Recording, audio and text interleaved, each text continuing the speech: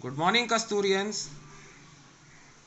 In this video of chapter Kings and Chronicles, we will discuss about the use of painted images in Mughal Chronicles and about Abul Fazl and Akbarnama. So let's start. The Mughal Chronicles used paintings exclusively in the chronicles. The painters they were involved in the production of manuscripts, and the chronicles that narrates the events of Mughal emperor contained images alongside the writing that described the events in the visual form. And the scribes they used to left blank spaces wherever images were required, and the paintings were drawn separately and inserted in proper place.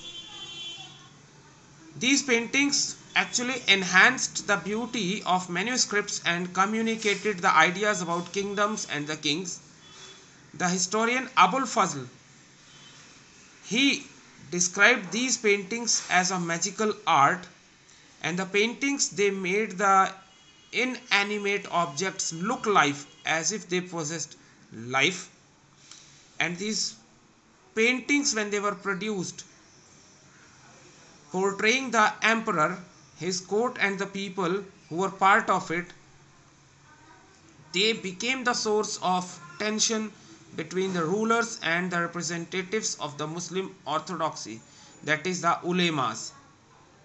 The ulemas they did not fail to invoke the Islamic prohibition of the portrayal of human beings that was enshrined in the Quran Sharif, as well as the hadith that described an incident from the life of Prophet Muhammad. Here the Prophet is called as having forbidden the depictions of living beings in a naturalistic manner, as it would suggest that the artist was seeking to appropriate the power of creation. This was actually a function that was believed to belong exclusively to God only, yet the interpretation of the Sharia it changed with time, and various social groups they interpreted the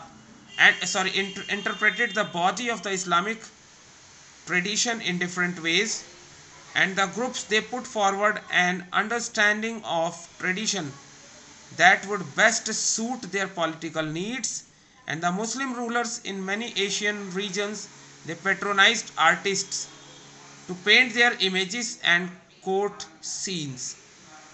The artists like Behzad they contributed to the spreading of the cultural frame of the Safavid court far and wide, and the Iranian artists they came to India during the Mughal rule like Mir Sayyid Ali and Abdul Samad. They accompanied the Emperor Humayun to Delhi, and the other artists they migrated to Delhi in search of better opportunities to show their art. Now we will see about Abul Fazl and his Akbarnama. Akbarnama, the chronicle totally dedicated to Akbar, was authored by Abul Fazl, who was well versed with Arabic, Persian, Greek philosophy and Sufism.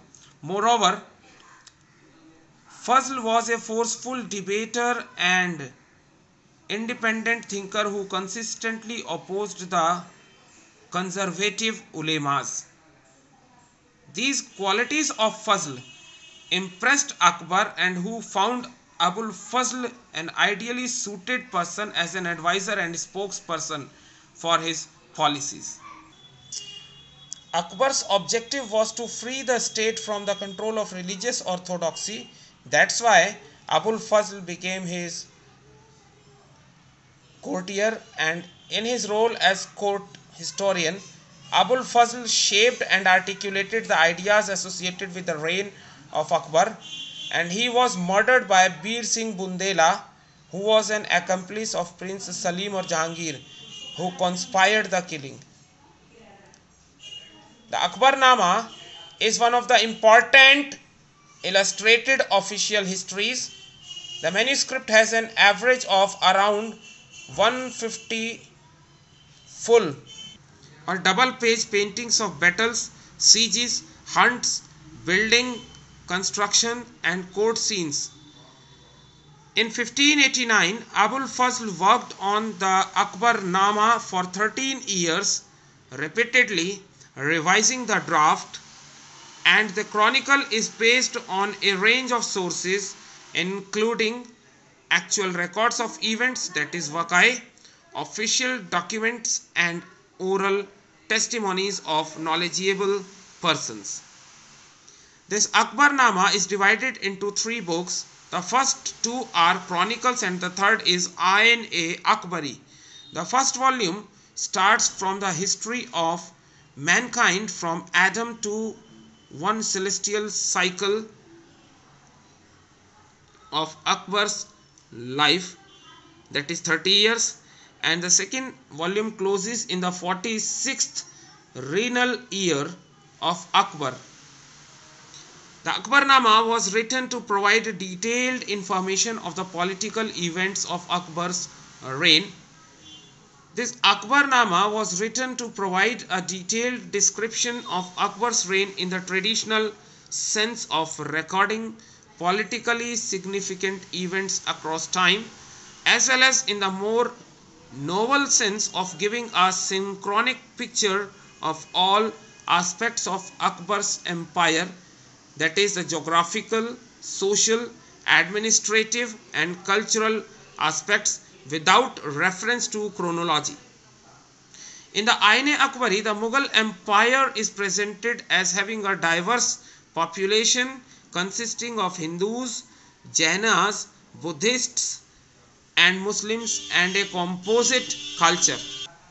Fazl wrote in an ornate language which was well attached with the important to diction and rhythm, as texts were often read aloud. This Indo-Persian style was patronized at court, and there were a large number of writers who wanted to write like Fazl.